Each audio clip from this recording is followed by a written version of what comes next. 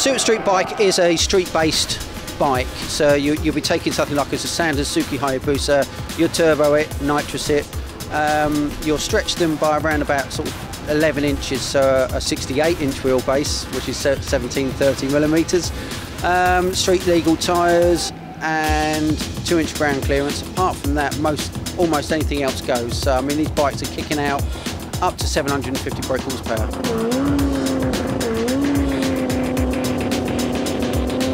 You're talking, you've probably got a tyre patch of around about 4 inches, if that, probably 3 inches on the track, and you're talking, you know, 700 plus brake horsepower.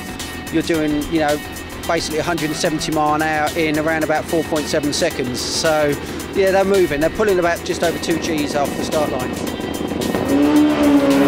They make so much horsepower, you just cannot predict what they're going to do. I mean, any point down the track, it can just go vertical on you for no real reason. And yeah, it just makes you smile.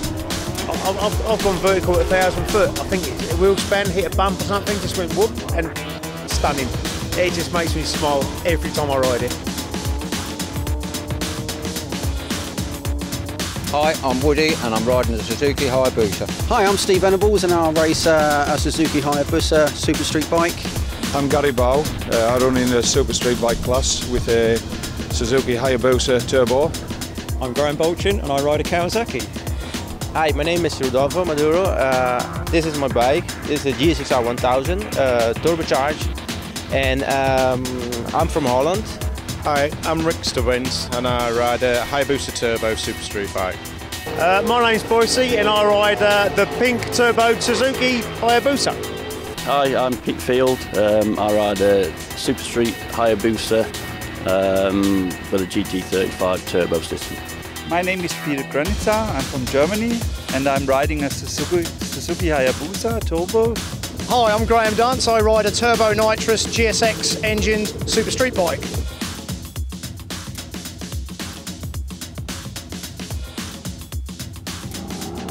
We're just testing today for this weekend's event, and so far we run 7:27 right out of the trailer for first pass of the year, which we were very, very pleased with. We finished in October last year, and by the end of October we had the engine out of the bike with some modifications done.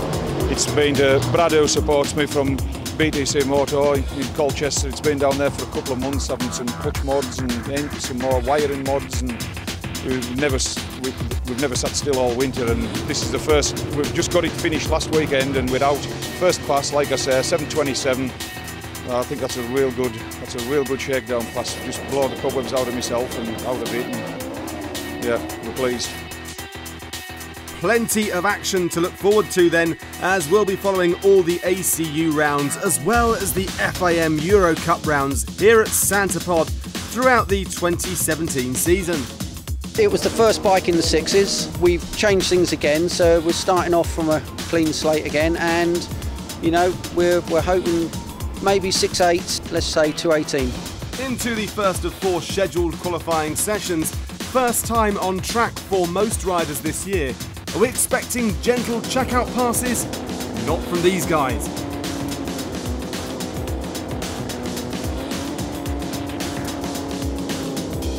Chris Boise Reed in the distinctive pink tutu against Gary Bow. And off they go. Chris lifting the front wheel, drifting towards the centre line and off the power at the end. Still solid 7s all round. Steve Venables in the near lane, Peter Granitza in the far lane. Lots of popping and banging, and Peter's off the power. Slow run also from Steve, but there's still 3 more qualifying sessions to go. Graham Dance, far lane, Rick Stubbins in the near lane. And a storming run from Rick. Straight into number 1 spot with a 7.12 at 196 miles per hour. He really means business this weekend. Into qualifying 2, and it's going to be hard to beat. With turbos and the latest electronic systems on these bikes, teams will have studied the traces from Q1 and looked at how the boost needs to be fed in to maximise performance. So expect quicker times this time out. Graham Bolchin in the far lane, Gary Bow in the near lane. A wiggle from Graham, but Gary's on a flyer. That 720 moves him up to number 2 spot at the moment. Next pair, it's Dave Thomas from Llanelli on the Kawasaki. He's taking on Mark Wells on the Team Mess Turbo Busa. Dave powering on through with an 8.19 to Mark's trailing 9.79. Steve Wood in the left lane, Peter Granitza in the right lane. Clean starts all round. And over the line, an improvement for Peter, a 7.89 on this new bike. Rick Stubbins in the left lane, Rodolfo Maduro from Holland in the right lane. Wheels up for Rick on this one, he's off the power. But a solid 7.67 for Rodolfo. Please, no, not really please. I have some problems. Still looking for the better tuning, but it's coming along. It's coming along, and we're creeping up on the tuning. And hopefully the next qualifying we will do a better job. Still with Q2, this is Chris Reed nearest the camera against Steve Venables.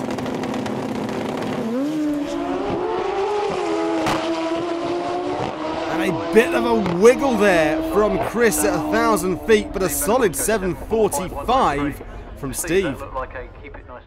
We're using a brand new system. We're using the Motec M1, so you know what we had last year we've transferred across, but it doesn't sort of relate straight away. So we're finding our way. Found a few issues, and the last pass, yeah, smooth, clean. We've got good data, so I think we should be able to tune from there.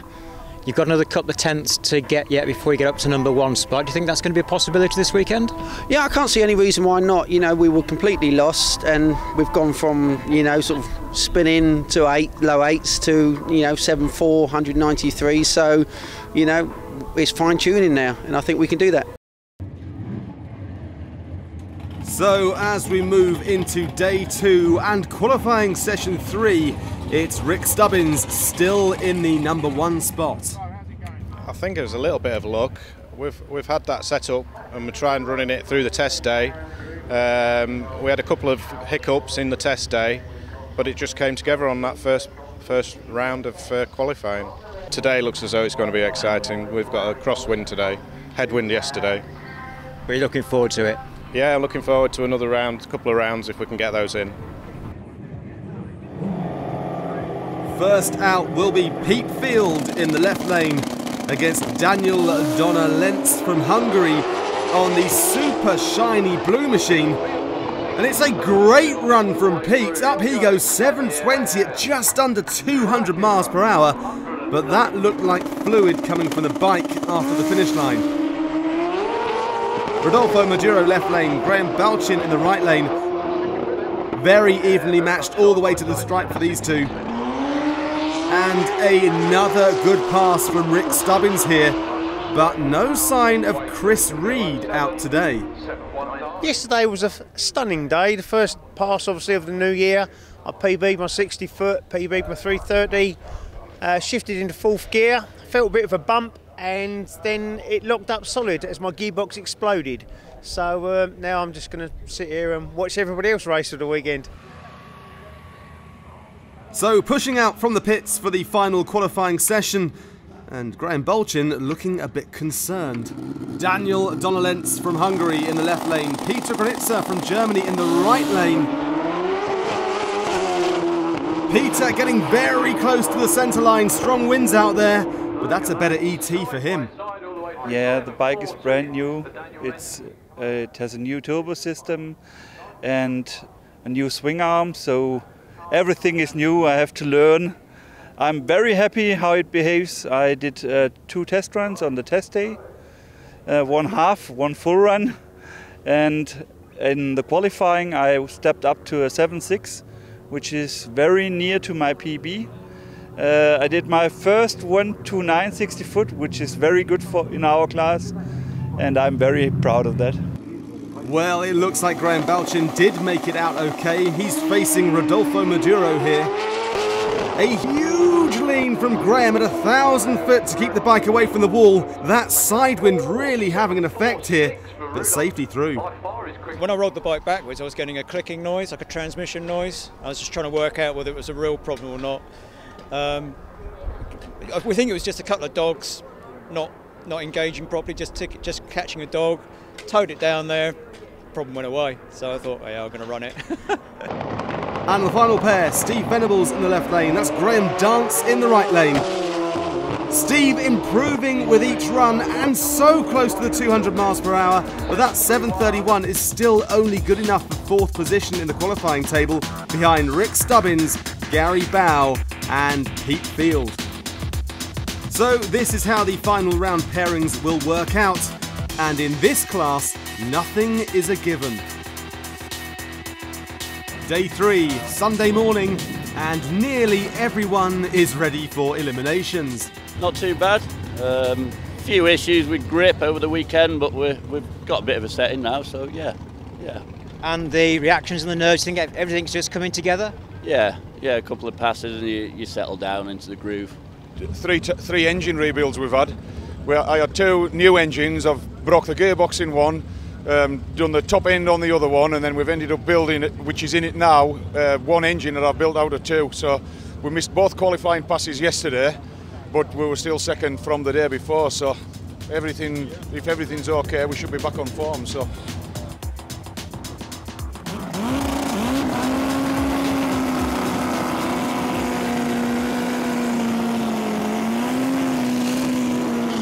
First pair, Graham Bolchin in the right lane, Peter Granitza in the left lane.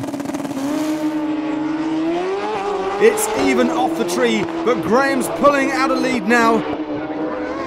Taking the win with a 7:30 against a slowing 8.0 for Peter.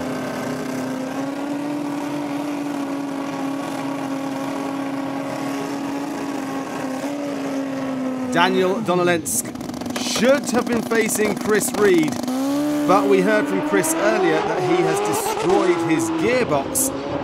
So Daniel cruising to a gentle 8.1 second win.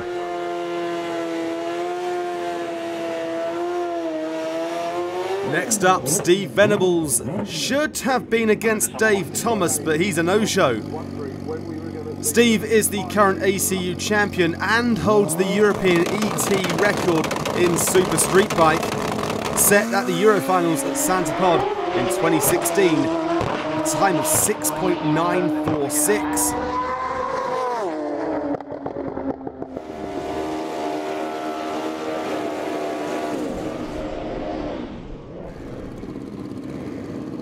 Mark Wells in the left lane, Pete Field in the right. Mark qualified with an 8.3, Pete a 7.2, so he has an advantage here, and no mistakes for Pete, an impressive mile an hour as well.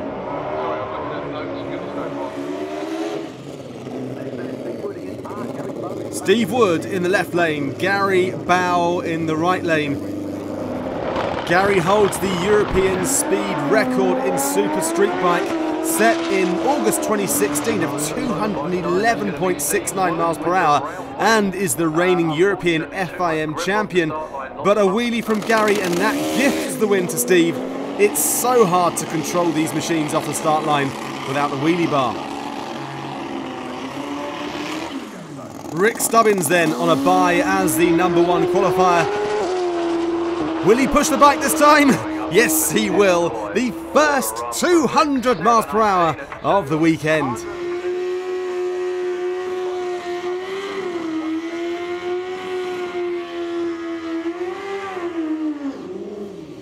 Final pairing is Rodolfo Maduro, and he should be against Graham Dance, but Graham damaged the bike in qualifying, so he's not able to make it. So Rodolfo will take a bye into round 2. Track's good. Bike did exactly what we wanted it to do. So a little bit more for the next round. Do you know who you've got yet? I think we've got Rudolfo. I'm pretty sure that's who we've got. Now he's running personal bests each time, isn't he, as well? So nothing's a given, is it, in this class? No, not at all. You never know what's going to happen. But we're confident anyway. maybe a little bit of luck there in terms of what happened in the other lane. Did you think you would have had it anyway? No, definitely not. I mean, Gary's so much on the numbers. He's just had a lot of bad luck this weekend with engines going. And we've got a new setup with ours, and we're just progressively putting the power in little and little and little. So we're very much on sort of testing, really. It's a learning curve every single run. And to be honest, the software is so sophisticated. I don't have a lot to do with that, as my wife is the crew chief, and she puts everything in there. All the ramps, all the bits and pieces, I haven't got a clue. The only time I tried it once, I messed it all up. So I leave it alone.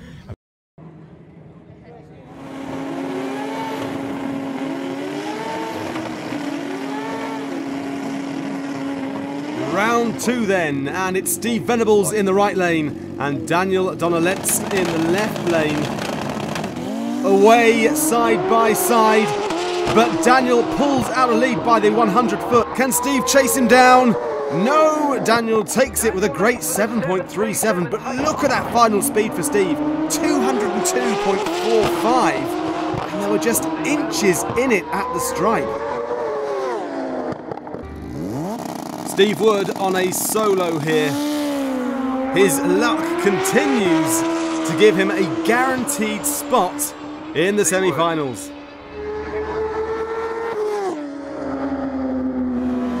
Pete Field in the right lane and Rodolfo Maduro in the left lane. Rodolfo's been improving run by run, so nothing is guaranteed here.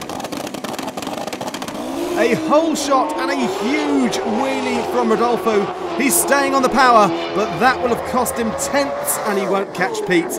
Another 720 and 200 miles per hour for Pete.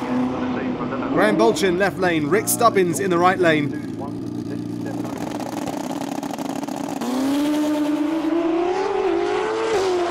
And it's all the way for Rick on this one to secure the final semi-final spot.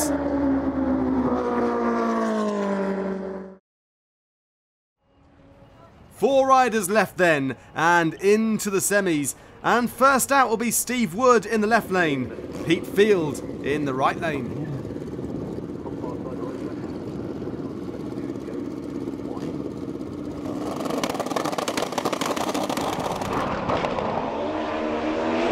Oh, but Steve's luck has run out this time. It's Pete Field all the way to a place in the final, 723 at 198.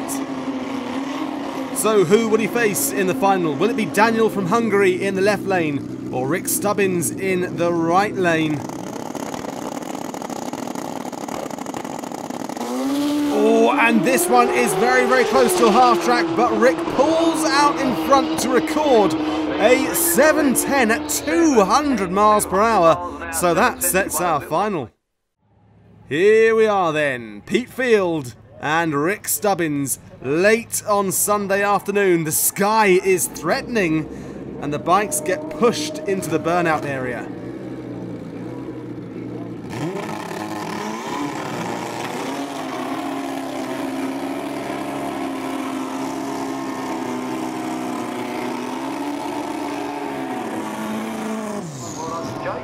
Here we go then, Pete in the left lane, Rick in the right lane.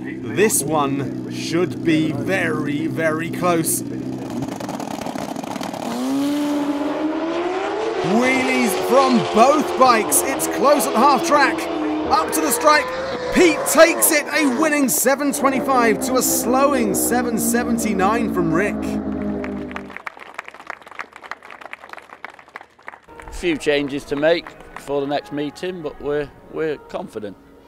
Did you go into the meeting thinking we've got a good chance of winning, or does it take you by surprise? No, not a chance. Not a chance. If we get in the top 5, we're happy. But yeah, we didn't expect to win. But it's getting a consistent setting. That's the key. There was faster guys than us, but we just kept it tame. Did the trick. So that's it. The first race is done, and Pete Field heads the points going into round 2. So join us here at Santa Pod for the next round of the Super Street Bike Series, which takes place at Race, Rock and Ride.